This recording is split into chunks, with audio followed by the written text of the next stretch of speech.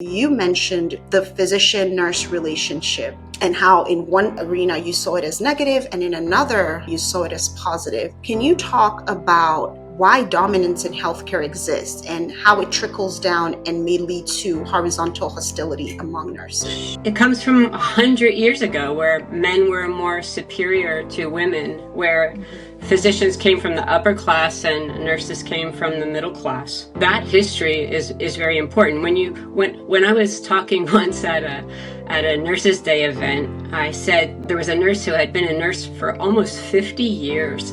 And I said to her, "What's your very first memory of nursing?" And she said, "Well, on my very first day, I thought I was totally prepared." She said, I thought I had everything. And then as soon as I get to the floor, the doctor takes out a cigarette and I had forgotten my matches.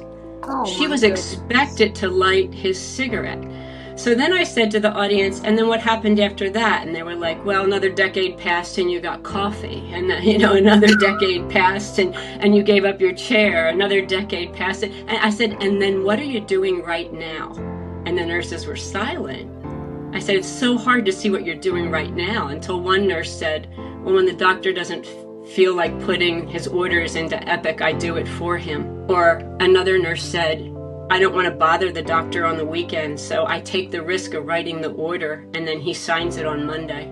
So it's, this is not about our nursing profession. This is about our world. We learn as human beings, we learn through mimicry. Yeah. And, when the physicians come into the room, that they're taught by physicians, but we are seeing right now a definite difference in the physicians than we did 20 years ago. They are partnering much more. They're not buying into that hierarchical mentality. I mean, look what we do to residents. It's abusive. Why would we expect, residents to be awake for 24 hours taking care of patients? I mean, and let's talk about the resident who took her own life last. I mean, suicide in nursing and in physicians is high.